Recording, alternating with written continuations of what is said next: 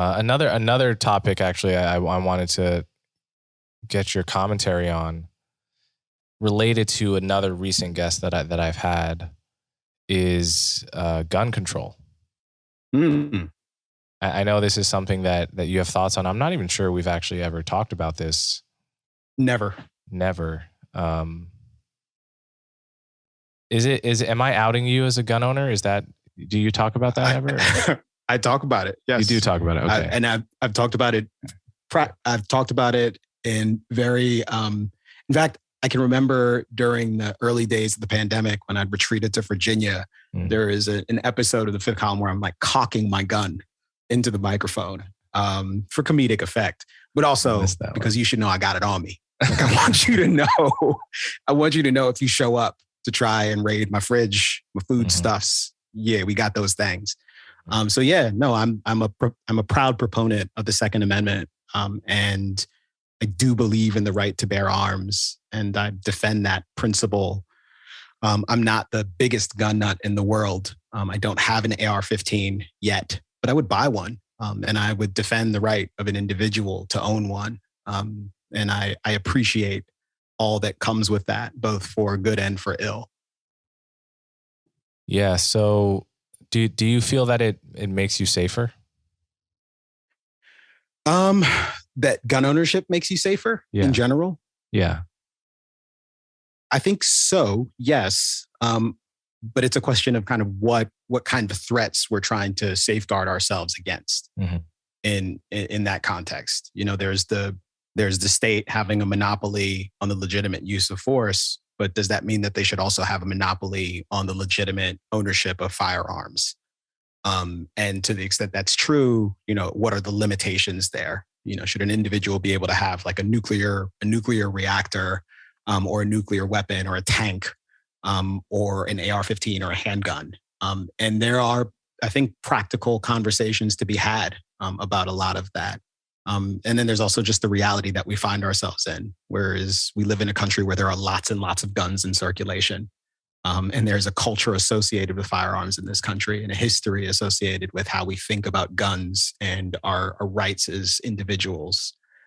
And it is very hard for me to imagine a circumstance where anyone were to sort of abolish the Second Amendment, get rid of the surplus of guns that are actually out there in the world as a practical limitation on what we might do from here, and actually achieve a world where people are, by and large, much safer.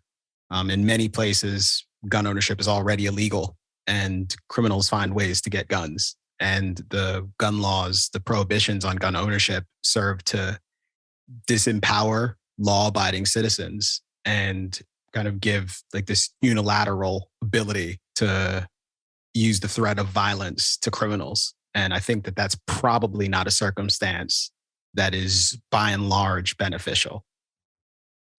Yeah. So I had David Hogg on maybe 2 months ago or so, and who's an activist, gun violence activist, and first became known as being one of the survivors of the Parkland shooting.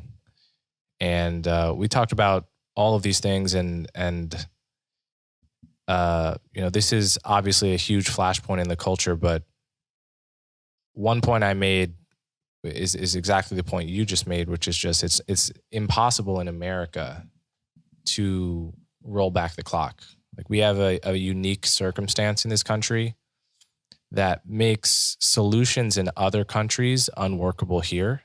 For instance, the Australian gun buyback program, you know, seemed to do pretty good things there, although it's unclear whether the decline in mass shootings was a direct result of that policy or not. There's papers on each side of that subject.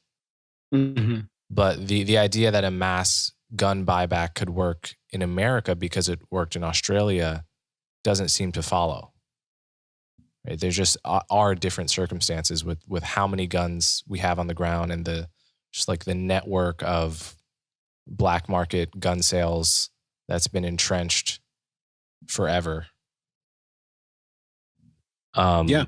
But at the same time, and the possibility of printing firearms being yeah. increasingly real possibility. Yeah. But at the same time, there are some common sense, gun control measures that I think most sensible people would agree with. And of course we have this perennial problem of terrifying lone wolf mass shootings. And then we have this separate problem of just the daily hum of gun violence in high crime neighborhoods. The rest of the world looks on at what goes on in America with astonishment and horror, and thinks, what the hell is going on over there? Why don't they have their shit together?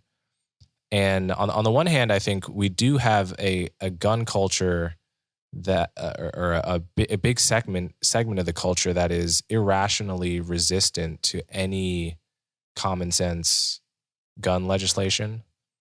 On the other hand, I think we have a set of challenges in this country that our peer countries don't actually face. Mm-hmm. And so shouldn't congratulate themselves on their very low levels of, gun violence, and, in a tiny country where everyone speaks the same language and looks the same and has never even tried to welcome immigrants or diversity, kept their colonies abroad and then didn't let any people of different races in, small, self-contained, and, never had a massive, network of black market guns. Okay, give me that challenge any day and tell me that you're doing pretty good with gun violence and so forth. But don't pretend that's analogous to what America, partly through policy and partly just through the circumstances of how we've evolved as a country. Our challenge is just totally different. But what are the things you are thinking in your head when there is a mass shooting and it's on the news? What are the ideas that Kmele thinks about that need to be promoted / are underrated in the culture, in the conversation?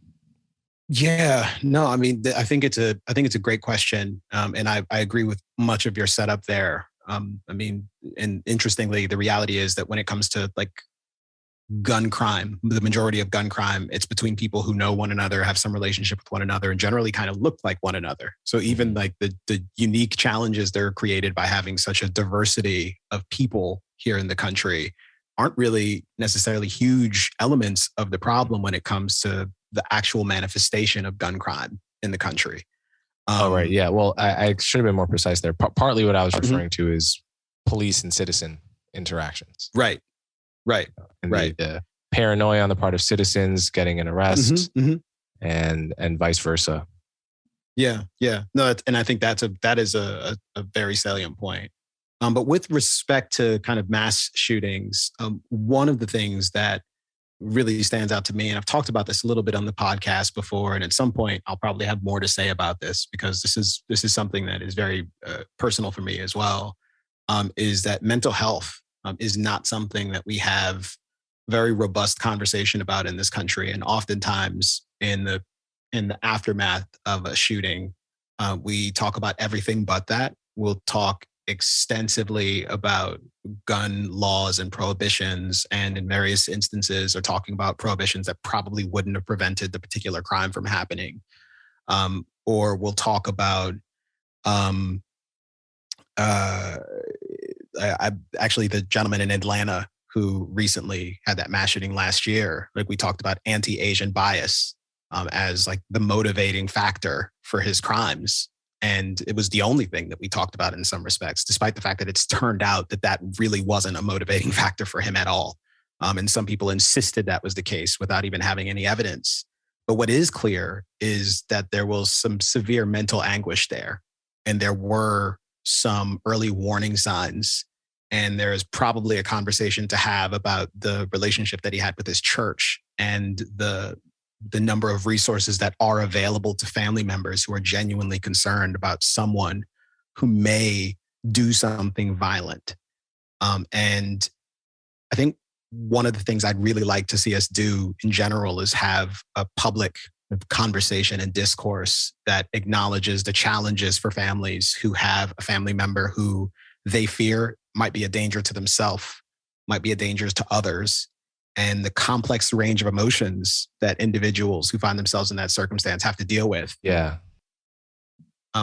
I think what's really necessary, perhaps above all else, is an appreciation for the difficult circumstances like families find themselves in when a member of their family, whether it's in their immediate family or extended family, is potentially a danger to themselves or others. And the difficult range of emotions that you go through, the sense of guilt, the sense of disloyalty, the sense that you may be overreacting. These are profoundly difficult things for people to deal with. And we have to acknowledge that one of the places where we actually have an opportunity to interrupt a potentially horrendous situation where there could be a mass shooting is at that level. And encouraging families to have like healthy dialogues with one another and making certain that there are resources for people to gain help and to access mental health services is something that I think is really important and that I would love to see us talk more about. I think it could help alleviate the risk of mass shootings in school settings, but in a number of other contexts as well. And it would also address what is another fundamental source of violence in our society, which is just domestic violence broadly. We just need to be talking about these things more and do it in a more empathetic way, as opposed to a binary political like gun bans or no gun bans. And I think that's something that a lot of Americans can agree on. That doesn't have that could, but doesn't necessarily have a lot of the same baggage around, say, restrictions on the kind of handgun you can have, or restrictions on the kind of ammunition you can have, or restrictions that require, keeping lists of who can do things and who can't do things. But it has the real, I think, potential to have a meaningful impact on the likelihood of these things happening.